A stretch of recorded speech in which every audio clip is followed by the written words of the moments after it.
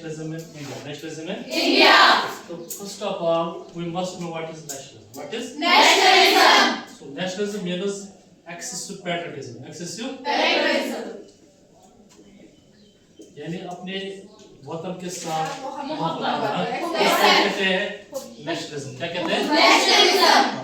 So now question arises how nationalism came in India or among the Indians, among the Indians. So only one reason behind this nationalism rise in India. It is because of, keep in mind, anti-colonial movement. Yes, sir. Anti-colonial Movement.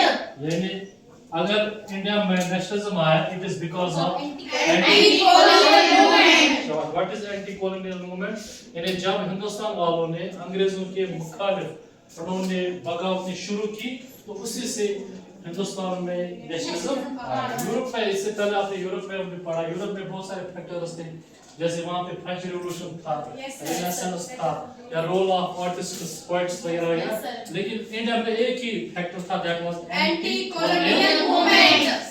इस chapter की जो शुरुआत है, ये इसी से हम करते हैं नेशनलिज्म क्या होता है। उसके बाद इस चैप्टर में बहुत सारे मतलब मूवमेंट्स हमने डिस्कस करने हैं। तो जो फादर ऑफ इंडिया है उसका नाम है M.K. गांधी, मोहनदास करमचंद गांधी। तो he is also known as father of Nation. Keep in mind. तो अर्ली एजुकेशन उसने गुजरात में हासिल की, उसके बाद Yes, sir. वो इंग्लैंड चला गया, वहां पे उसने लॉयर्स डिग्री हासिल किया। Yes, sir. उसके बाद जब वो इंग्लैंड से वो फारिग हो गया, उसके बाद वो साउथ अफ्रीका चला Yes, sir. साउथ अफ्रीका में वो बहुत पॉपुलर हुए। Yes, sir. तो क्योंकि वहां पे एक लड़ाई चल रही थी, that was called apartheid. Yes, sir.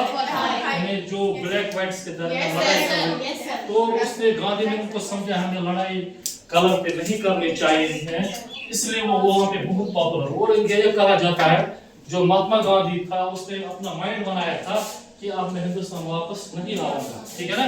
Yes, और sir. घर में जो मेरी मतलब ये वाइफ है और मेरे जो बच्चे उनको भी मैं कहाँ ले जाऊंगा, साउथ Africa. माइंड।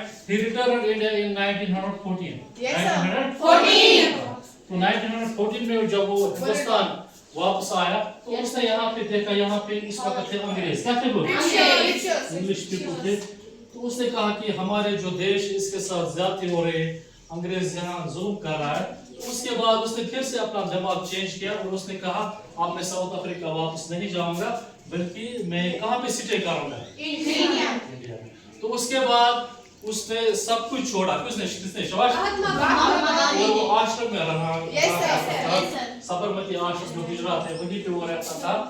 तो उसके बाद उसने कुछ मोमेंट स्टार्ट किए, लेकिन गांधी की लाइफ में दो प्रिंसिपल्स थे। कितने प्रिंसिपल्स?